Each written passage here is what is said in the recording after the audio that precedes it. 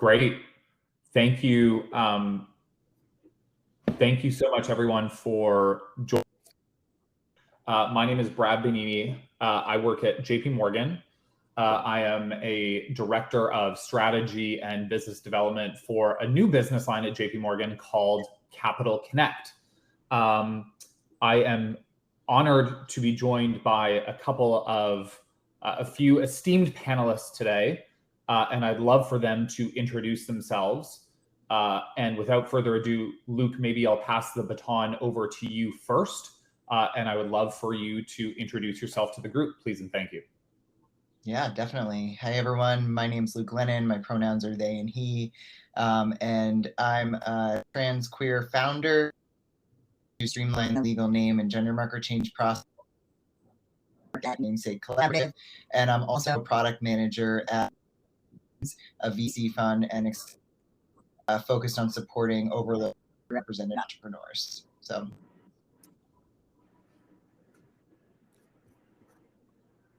John, over to you.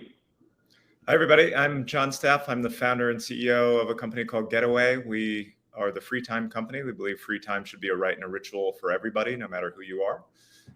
And the way we deliver free time today is tiny cabins in the woods outside of big cities where you go to be alone, be away from the city, lock up your cell phone, and enjoy the benefits of disconnecting and recharging in nature. And Ben, for you next. Hi everyone. I'm Ben Stokes. I'm the founding partner of Chasing Rainbows, which is an early stage venture fund which invests in LGBTQ+ founder companies as a way of creating greater access to capital. Great, thank you very much. And Kelly, we have you on video as well. I would love for you to introduce yourself to the group as well. Thank you so much. I'm Kelly O'Connell, she, her, hers, and I'm the managing partner of 360 Venture Collective, an emerging firm investing in US-based women and LGBTQ+ founders in fintech, prop tech, future of work, and health tech. And I'm thrilled to be your chat host today. Thank you so much. And Jake, I believe you're on as well. And do folks know that they can submit Q&A through the chat this morning?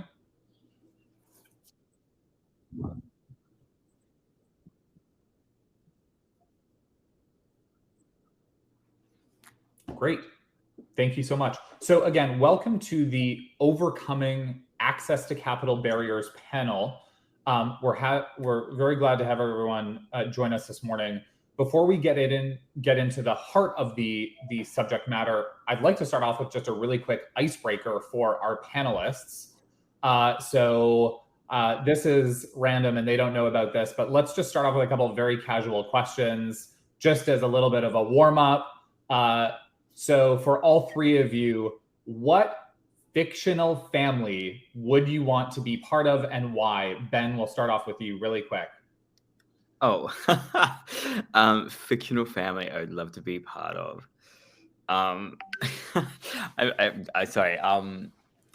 Maybe like Rick and Morty's fictional family, actually. I think that'd be a lot of fun. So I'm going to go with that one.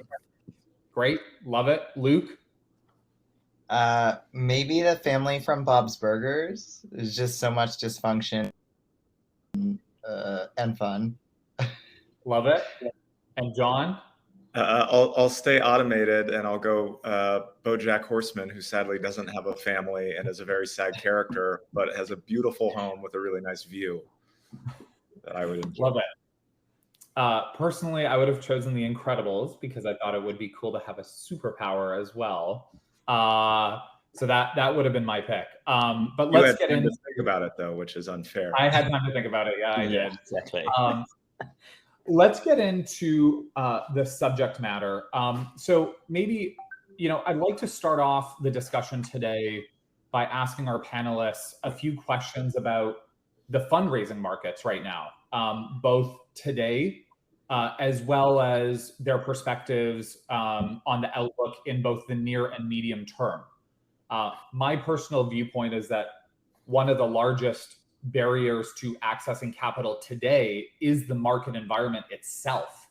So I think it's an important topic to cover. Obviously, market dynamics are a little bit different today relative to, call it 12 18, 24 months ago. But I'd love to hear boots on the ground what things really look and feel like in the trenches today. So maybe we'll start off with John and Luke, and then Ben, I'm going to ask you a similar question, albeit phrased a little bit differently, after we hear from John and Luke. So without further ado, maybe Luke, do you want to take a first swing at that? Yeah, sure. I'll keep it really high level because I think Ben is likely the expert in this arena, but both a founder perspective and visible hands, I think overall, right, like just so much uncertainty. As a founder, you get very comfortable with uncertainty and as an investor as well. But I think there's a new lens being put on that, and how I'm seeing that translate in terms of like founder behavior, you know, is looking at one, creative like ways or alternate ways to capital, whether that be like through grants, or others, like to either extend around or just to provide sort of like a bridge in between. I've also seen folks like potentially accepting worse terms from the founder's perspective. And that's something that I think, you know, we can get into, but that definitely has ramifications down the line. But overall, like, I think there's just a lack of clarity for the future where I sit. But very interested to hear from both John and Ben on this. Yeah, it might be. The market's horrible. It's the reality. People take advantage of that in this moment, so you end up with worse terms, as Luke was talking about. Sometimes that's what you need to do because you want to continue to grow your business, and you just have to suck it up. One thing to be mindful of is you're always setting a precedent every time you raise money. So the market will improve. You know, a lot of people have a lot of money to invest. They will begin investing it, you know, at a greater rate sometime in the near future. But they're going to look at the terms you raised last time, you know, the valuation, but maybe also liquidation preferences and other things like this. And they're going to try to match them. Again, that might be reality, but it's something to be mindful of now, because if you can delay that round, or if you can use the argument that I don't want to set this precedent for the future, which might be bad for all of us, that's worth trying to do. But you know, I do think there's optimism in the fact that the market will turn. You know, the analogy is the real estate market. Interest rates are super high. Therefore, a lot of people aren't getting loans, but also sellers are not putting their homes on the market. I think it's similar with companies right now that, you know, people still do want to deploy capital. And if you've got a company that's, you know, a great idea and the data behind it is healthy, you're in a market where there, you know, in theory are many fewer, you know, sources of investment. So that might work out well for you. And the second point of optimism I would make is that, you know, it's really hard to time these markets, and depending on the stage that your company's in, this might be a really great time to raise that first round of capital from an angel investor, from a seed investor who's a little bit more flexible or insulated from the current moment, and then, you know, use that money to get 12 months down the line, and when we might be in a very different market for institutional capital. And at that point, you're sort of ahead of everybody else. John, I'd like to double click on one comment you made just now, which is you mentioned a couple of keywords, terms being one of them, valuation being another. How are your peers that are founders thinking about the balance between potentially needing to raise capital in the near to medium term and accepting more challenged terms? Are you seeing folks potentially lean towards delaying capital raises, or are you seeing folks lean potentially towards getting capital in the near term, in the door in the near term, and potentially accepting worse off terms? Yeah, well, the first thing I'd say is, you know, the job of the CEO and founder is to not run out of money, period. That's like top of the job description. And, you know, I would translate that to take more money than you need always. You're always going to spend more than you think you're going to. So you can really get twisted up if you know, are too anxious about the terms of this current market, under fundraise, and then run out of money. So that's what I'd say first. Second, a bit, counter to what I just said, is if there are ways to stretch the money you have, you should do that. And I think primarily about, the best capital is capital from your customers. So if you can somehow sell more, like we'd all like to do, that's great capital. If you can get people to, participate in a pre-sale, that's great capital. Totally non-dilutive, obviously. Connected to that, I would say, expenses are sort of king, almost as much as cash is king right now. In the world where I think coming out of it was hire ahead of the curve, spend ahead of the curve, build the foundation of the business. Of course, that's somewhat appropriate and necessary even for a lot of businesses, but gone are the days of nobody's going to pay attention to what you spend, and you shouldn't lose sight of how much you're spending because of the runway issues. So the direct answer to your question is, my personal view is, in a market like this, you just accept worse terms. That's just what you have to do for the sake of your business. But every $100,000 less or $1 million less you can spend, the less painful that is. Yep. Okay, great. Thank you. Ben, I'd love to pivot the question from the founder perspective to the investor perspective. And, in a challenged market environment like what we're in today, what companies, concepts, trends are you focused on and are getting funding in the market? And maybe without getting into too much detail, how are you thinking about making financing decisions today versus 12, 18, 24 months ago? Yeah, sure. And I really do appreciate what both John and Luke said here. I think one of the things that I look for, and the trends that we've seen from the VC side, is actually that valuations have become more realistic, and they've come down a lot, and they have become where they probably should be for a lot of companies. And so, just looking at it from that side, I think that there has been a bit of a change, absolutely. But I think that over the last 12 and 18 months, where capital was such a commodity, and people were giving out a lot more freely, some of those valuations were not necessarily indicative of where the company was itself. And so what that meant was that, when they went to future rounds, often there was a down round. And so that, particularly as they're going from a, pre-seed round to a seed round, and then obviously from that onwards. And so I just want to note that from a VC side, it's really important to think about that as well. And I agree with what John said, in particular around focusing on revenue. That is one of the big things that I'm a really big believer in. And so the more that you can focus on revenue, the more you become a sustainable company. And as soon as you're a sustainable business, you're not actually raising then out of desperation, but instead you're raising out of strategic initiatives for growth. And I think that that's really important also to really acknowledge there as well. In terms of other things as well, like from the VC side, it's just as important for a VC to be able to add value. And so I think value beyond capital is really important. And so you have to think about it from not just being able to add capital, but also, what can you do beyond that check? So, how can you add advice? What networks can you open up? What customers can you unlock for the startups that you invest in? And so I think thinking about all of those things as well are really important from the VC side. And for founders looking for that capital, they also have to look at the investor to understand what that investor can offer beyond that check. Thank you, Ben. I want to ask you a follow-up question to that, which is, again, on the subject of valuations. I'd love to I know we have a lot of founders on the call today that are listening in, and I'd love to give them a little bit of insight as to how you on the investor side are thinking about valuation.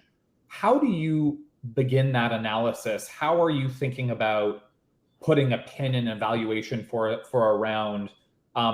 Any insight that you can give our founder audience to give them a little bit more, of a sense for how folks on the investing side are thinking of such important subject matter in the context of making an investment decision? Yeah, sure. I would definitely be looking at what everyone else is doing. I know that sounds a little bit funny, but like in terms of like the average valuation, things like that, I think that's something that I always look for. Like anything that's outlying out of that, I think is always a concern. And so, like for a pre-seed or early stage, anywhere from 3 to 8 is pretty average. And so in terms of valuation cap, when you start moving up to like your seed, you're looking from 8 to sort of 10, and then upwards from there. That's usually what I'm seeing. And so anything outside of that, I usually start to think, oh, there's a bit of a red flag there. The other thing that I would be thinking about here is really asking, or just having a look at what other people, like I said, other companies are doing. So asking for advice from from other founders and things like that as well, I think is really important here. Just from that, again, you don't want to be an outlier. The other thing I keep thinking about as well is that looking at revenue numbers, thinking about what are the requirements at each of the rounds, so that when you are raising, you can raise confidently as well. So that's something that I'm really, really big on too. Yeah. Okay, great. So I'd like to, one more question sort of under the market backdrop category. I'd love to hear from you, John, Ben, and Luke on, in a challenged, but perhaps a little bit more from John and Luke on the founder side, in a challenged market environment, what are the 1 to 2 really salient points or messages that you are thinking that you really have to drive home right now when you're speaking with investors? John, in our one-on-one discussion that we had to prep for this, you mentioned that you talked a little bit about hitting investors over the head with the idea that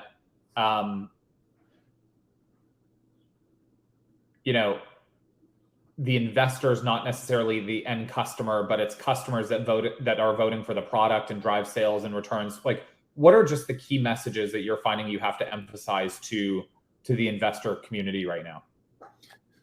Yeah, I mean, I'd start with, we have a plan. So we're asking you for money to produce new data about the idea, on which our company is formed. Companies are, at this stage, especially before they're profitable, we're in the business of producing new information. I have an idea. I think this idea will result in this thing happening in the market, but I don't have the money to prove that out. I need money from you to prove, the next phase of that. So I think sometimes founders go in and say, we just need money to kind of keep going or keep doing something, or because we think this is a cool idea. But I think it's important, especially in this market, to say, if you give us X million dollars, we're going to go do this set of activities to prove or disprove these hypotheses. And I think that moves the conversation from kind of, do you like my idea? Do you like me? To, okay, here's an important test to run that, if we're right and our assumption is going to result in a big opportunity, financial and otherwise. The second point, Brad, you were referencing, I was specifically thinking about, in the context of us diverse founders, where I think it's particularly important to, remind investors who are not as diverse, not nearly as diverse as they should be as a collective entity, that they are not the customer. And many of us are, serving customers and potential customers who do not look like them. And, the classic example being Airbnb. You can read the emails, they publish them on investor after investor saying, I don't get it, I don't like it. When really the dynamic was, investors typically have a fair amount of disposable income, don't like to sleep on couches. And Airbnb found, a very different demographic who was willing to do this, and obviously built a huge company as a result.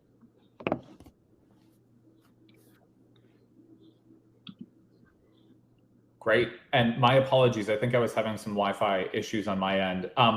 Let's pivot to a slightly different topic. We've covered sort of the market backdrop, the challenges that exist there today. I'd like to pivot to call it investor relations, investor engagement, whatever you'd like to call it.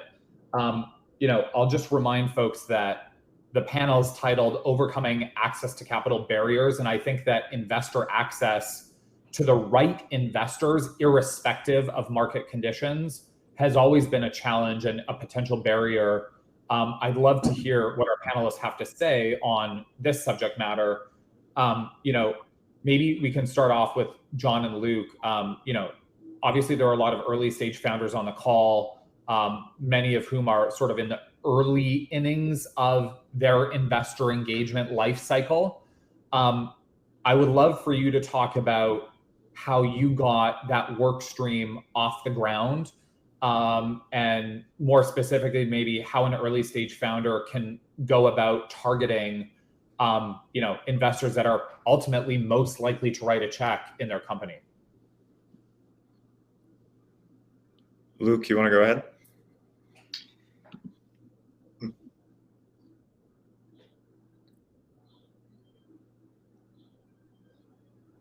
So you go. Maybe Luke's got Wi-Fi issues now, so you'll have to listen to me start. Yeah. This is entirely a game of coffee chats, in my experience. It should not be. That's particularly a bad answer for people that don't live in big cities and coastal cities, at least in the US context. But it is, in my experience, the answer. The good news is that the network effects are real. So in my experience, you only need to meet like one investor, and then you end every conversation, no matter how the conversation goes, no matter if they like you or don't like you, no matter if they're going to invest or not. You end the conversation in person by looking at their face and saying, do you know 2 or 3 other people, who I should meet? And in my experience, people want to be helpful. They especially want to be helpful when they're put on the spot. And then you go do those 3 meetings, you end them in the same way, and on and on and on. And it turns out there are a lot of people out there that are willing and able to invest capital. Not all of them will say yes, of course.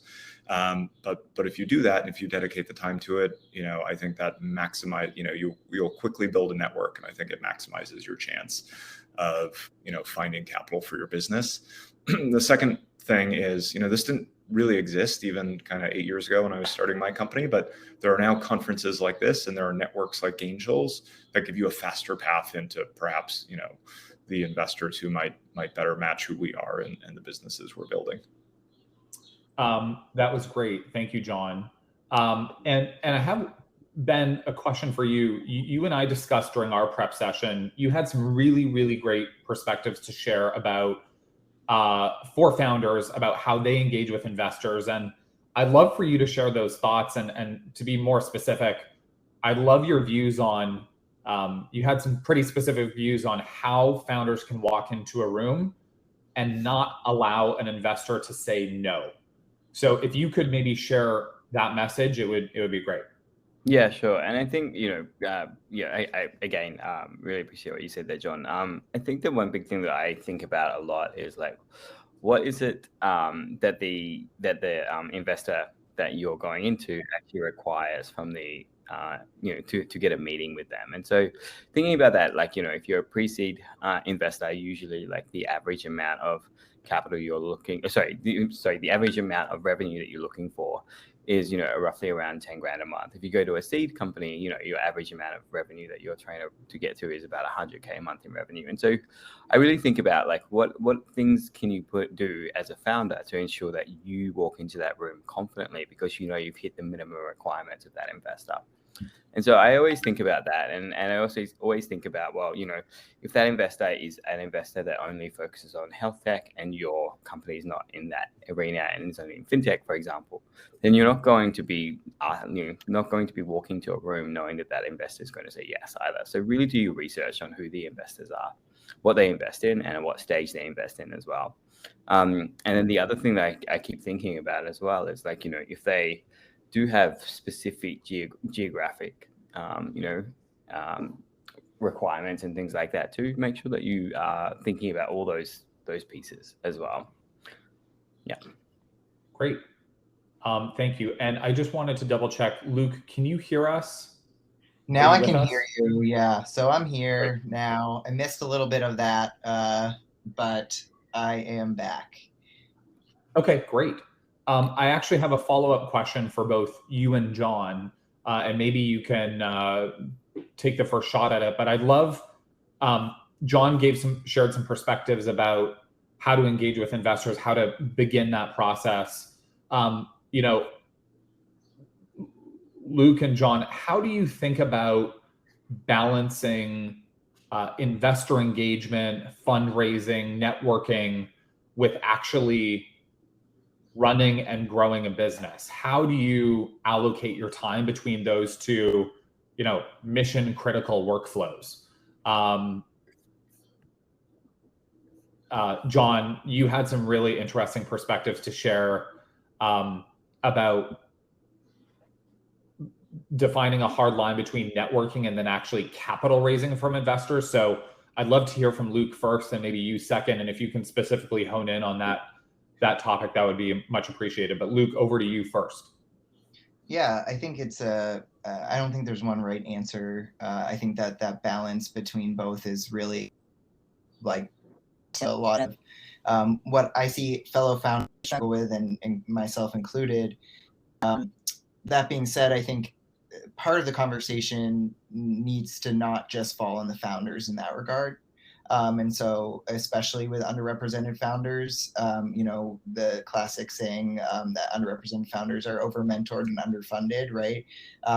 So how does that mentorship extend to, I think Ben had made an earlier point about talking about the added value that investors can add beyond the check. And I think that's a really thoughtful point and something that is really critical. But I think that even extends to feedback and conversations with founders and being respectful of founder time and conversely founders being respectful of investor time. So I think that there can be some more frank conversations about what that means on both sides. That being said, I think, as much, and something we stress at Visible Hands is like, as tight a fundraising process as you can make it. Don't just go out there and start to have conversations, but actually think about the structure and put process behind it, just as you would any operation in your business. And then, rely on community. So think long-term in terms of building relationships with investors. We all are, right? And that with that framework can make those conversations as you continue down the line a lot easier. Yeah, I think Luke's spot on, and I'll reference a question I saw in the chat, which is, I talked about having all these coffee chats, and what does that really mean, and what do you really do? I'll use another often repeated adage, which is ask for advice and get money, ask for money and get advice. The way I would use that to your advantage is, when you're out there first meeting investors and asking for all those introductions, I would explicitly make those meetings advice-seeking meetings. And I actually wouldn't be coy about it. I would actually mean that. So I go meet with a whole bunch of folks and say, I'm building this business. I have this idea. I'm not fundraising right now, but I'd love to get your take on it. Your take as maybe a potential customer, or certainly your take as an investor, and really prod on what would you look for? What kind of data would you, be interested in seeing before you invested? Or what would your questions be about, this idea I have? And please don't be shy. You're not going to hurt my feelings. Tell me what you're skeptical of right now. And that process is going to do two things. It is going to allow you to go back to them in a month or two or three when you are raising money with a tight process, as Luke talked about, to say, okay, I'm now raising money. We know each other. You've been brought along for the ride. You feel invested. And that's the other adage, right? It's better to have someone do a favor for you than for you to do a favor for somebody. When somebody does a favor for you, now they feel like they're a part of the thing you're doing. So you've built a relationship that makes raising money easier. But also what you've done by having all these advice-seeking coffee chats is you've gathered real data about, one particular market, which is the investment market for your company. It's important that you always separate that you have at least two markets. You've got the market of, potential customers for your product that is different from the market of investors, to the Airbnb example earlier. But both of those markets are very important to building the company. And all these coffee chats are going to tell you a lot about the investor market and what they care about. And then, be able to tailor your pitch in your fundraise process too. So just to put a point on it, Luke said it, but the type process idea is, do all this networking, get to know all these people as much as you can. To Brad's question, I think it's 50% of your time. More when you're nearer the fundraise, less when you're out of the fundraise, but it's a huge amount of your time. But then, try to run a 2 or 3 week, fundraise process that has an explicit start and end date. And that's what's going to allow you, one, to try to maintain some amount of focus to actually build a business, But two, it's going to create a competitive dynamic among the investors, if you're successful with that, because it's not just kind of hanging out there whenever people want to say yes, they say yes. It's, we've got an amount we're going to fundraise. We think it's going to be spoken for within the next couple of weeks. You need to move quickly if you want to be part of this. John, one other thing I want to pull on with respect to investor engagement that, again, you and I talked about. You take a meeting with an investor and they say, we're not interested or no. How do you use that feedback and turn it into a positive for your future investor engagement and making adjustments to your business? So under the category of all feedback is good feedback, how do you weather some of the constructive feedback or criticisms that you receive when engaging with potential investors? At first, you got to protect your own mental health and well-being. And part of that is, I think, to what Ben said earlier, is reminding yourself, if you're meeting with a healthcare investor and you're not building a healthcare business, the fact that they said no is not negative data about your business. And it sounds obvious, but it took me a while to learn this. That's sort of a very obvious example, but, different investors, especially investment funds or, what are called institutional investors sometimes, they have a specific, set of legal documents, negotiated with the people they get money from that says you can invest in stuff like this and you cannot invest in stuff like that. So for my business, we kind of get put in this prop tech category sometimes. But many funds who we talk to, the prop tech funds could only invest in like software prop tech businesses, which we are not. So I use that as an example because when, what will happen is these investors will often take meeting after meeting after meeting with you, and it will feel like momentum and it'll feel very positive. And then they'll tell you no. And, sometimes the reason they're doing that is because investors are in the business, at least their secondary business is collecting information. So if you're willing to meet with them, tell them about your business, it is just helping them get smarter about the business. That doesn't have to be a cynical thing. That's a way to build relationships and get introductions to other people. But that can happen. And then they say no. And sometimes they say no because they actually were never allowed to invest in your business to begin with. So number one, be mindful of that dynamic. Some people just can't say yes, no matter what. Two is, all feedback is good feedback, but some individual feedback is really bad feedback. Like not the answer I'm supposed to give, but like some people are just wrong about your business.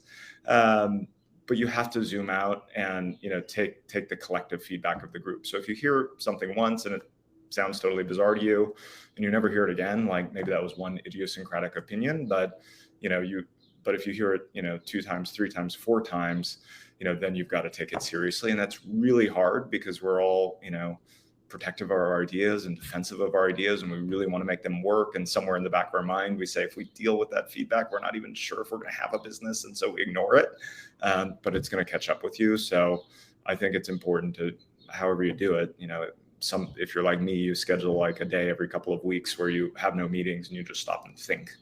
Other people do it other ways, but pay attention to those patterns. I think one thing I just want to add on, sorry if it's okay, Brad, I just want to add on is that venture funding is not for everyone as well. And so I think it's really important to realize that are you building a venture backable business or not? There are alternative options for funding as well. And I think it's really important for founders to understand, number one, are they building a venture backable business? If they are, great, go and seek venture funding from venture capitalists. If they're not, there are other alternatives such as grants for non-dilutive capital, as well as debt financing as well, which again is non-dilutive capital. So I'd be really conscious when you're thinking about your business, are you actually a venture backable business to begin with? And really think about that as well.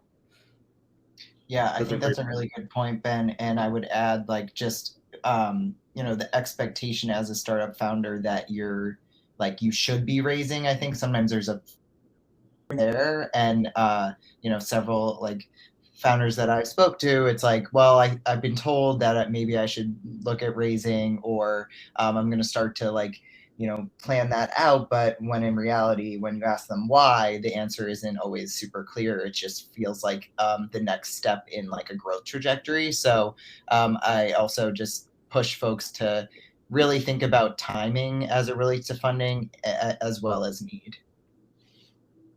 That's great points from all of you. Thank you.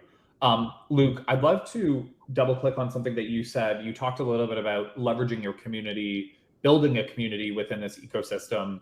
And I want to specifically ask you a question on accelerators. And I know you have some experience there. How do underrepresented founders, get the most out of being involved in an accelerator program? We know oftentimes they face additional hurdles as it relates to getting funded.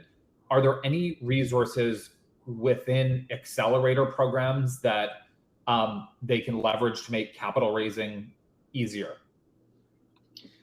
Yeah, so I'm at Visible Hands now, as I mentioned. Focus on underrepresented, overlooked entrepreneurs. But previously, I helped build out our fintech program at Mass Challenge, headquartered in Boston. And so I kind of have the experience from both a non-dilutive, zero equity accelerator to more of an investment fund and accelerator model. And, so I could get into some of the differences between that as it relates to funding. But to answer your question, I think the number one resource is fellow founders. I think that if you go into an accelerator with intention, one of your main intentions should be to make sure that you meet every founder that you can in that cohort, even if they're not in your industry or building something completely different from you. That opportunity in a concentrated time period where you've been chosen as a cohort to come in and build relationships, that's where I've seen, including myself, really get some of the best value from accelerator experiences. I'd also say that I think that there's an opportunity to use accelerators as a way to tell your story as a startup founder. I think you see founders sometimes go and try to collect the different, brand logos from various accelerators to add to pitch decks. And sure, that's one component that definitely can be valuable. But how can you tell your story in terms of growth and use an accelerator as a kind of micro example, to investors, to potential advisors, to demonstrate how your business strategically and how you're being intentional about your growth. So those are two kind of accelerator experience, cohort connections, and using the accelerator growth to tell a story that I think can be really valuable as it relates to fundraising. That's great. Thank you, Luke. I just being mindful of time, we have about 7 or 8 minutes left. There is one very important question that I'd love to get a view from all three of you on. How does a founder introduce themselves to an investor as part of the LGBTQ+ community? I think all three of you, based on the discussion, have pretty strong views here and are advocates of presenting yourself as your authentic self. But I think we'd all agree that can sometimes be intimidating or easier said than done, especially when engaging with an investor group that is fairly homogeneous. So maybe John, we'll start off with you. I'd love your views on the topic, and we'll go around the horn. Yeah, I got the advice, don't come out, because investors don't want that and they don't want to fund it and they don't want to feel weird and all this kind of stuff, which I rejected out of hand and did the opposite of. I always find a way to come out, early in every kind of investor conversation, employee conversation. As we all know, coming out isn't a one-time thing. It's a forever process, and I have a feeling everyone on the call has their own way of doing it, but my way of doing it, I'm like serially in relationships. So I find a way to mention my partner, whose name is Michael. And that kind of that's that. And that helps me not get invited to the strip clubs in the late night outings with the investors, which is helpful. I have not found it to be a barrier. I've not found anyone to react negatively at all to it, but it's been important for me to be who I am from the get-go. That's great. I can add to that. So one, I'd say it'd be a lot easier to come out if there were more queer and trans investors. So, but two, I think for me, it's kind of unavoidable given my work in making my identity as a trans and queer person clear. That being said, in that journey and in that experience, I found that what's important to me is also making sure that doesn't become one-dimensional as to my identity, especially in the lens of an investor. So sharing kind of personal aspects about myself unrelated to my gender identity and my sexual identity is important. I mean, it also has really allowed me to make sure that I'm saving space for myself. I think that this is a feeling that many entrepreneurs can relate to, especially those who are building something that's coming out of, a really deeply personal experience, and that you're sharing a lot of your personal story as it relates, and then getting critique or feedback on that, which can blur the lines between critique and feedback on your business and your business idea versus feeling like you're taking personally some of the feedback that's been given that could be feeling invalidating as to your personal experience. So I'd say to founders, like, really just be thoughtful about what information you choose to share as it relates to coming out, and you don't owe anyone anything as it relates to sharing about your personal identity. Cool. Yeah, I think, for me, I always think about the fact that, if you're hiding the fact of who you are, using terms like they, them, when you're referring to your partner, if you're, not coming out and things like that, you're wasting energy and space in your brain, which you could be spending more time on your, working on your business and things like that. And so it's really important for me to think about, like how you want to sort of like use your time. And, time is the only variable that we have complete control over. And I think it's really important for us to think about spending more time in, focusing on our business rather than trying to appease investors who, if they are homophobic and things like that, they're not going to invest in you anyway, as we were mentioning before. And so I think it's really important to align yourself with investors who will invest in you and see that your sexuality is enhancing to what you're creating rather than not necessarily a bad thing. And so, I keep considering, exactly what Luke was saying there before around, like using your experience, coming out and your experience as an individual, as part of the LGBTQ plus community can be seen as a strength as well. And so I often think about that, with when I make investments, we look at beyond just the educational experience that someone's had, but also their life experiences as well, and how they can use those experiences to show us as investors that they can be resourceful, that they can be, smart about making business decisions and things like that. So I think it's really important to look at it from all of that angle about your true identity and your being authentic, but at the same time using the experiences that you've had as a way to show, or as proof points to an investor that how to overcome problems and things like that in your business. Great. Thank you very much, Ben. I'm going to take one of the questions that was posted in the chat, and I'm going to ask you, John, to answer this in 45 seconds or less. Tips for how to have an introductory coffee chat. What are the 1 to 2 key items that you'd want to convey with an investor in that 30 minutes of having their attention? Yeah, a weird first answer, which is that you're open to input and you're open to feedback. I think what often happens in these chats is I've got a pitch deck and I'm going to read it to you and I'm right and you're wrong. Like, the way I would be turned off as an investor is this person actually doesn't want to engage with me or my thoughts or my ideas. They just want my money. So that's the first thing I'd be trying to communicate. The second thing would be, I've got a plan of where to go from here, as I talked about earlier. Great. Well, I think we have less than a minute left. So I'd just like to take the opportunity to quickly thank our panelists, John, Ben, and Luke, for joining this afternoon's call. I think there have been some very, very valuable insights, hopefully for the group. And special shout out to Ben, who is around the world and joining at an ungodly hour today. So thank you so much, everyone. We really appreciate the time that has gone into both today as well as the prep, and looking forward to hearing from everyone soon. Thanks, everybody. Thanks, everyone. Have a great night. Bye.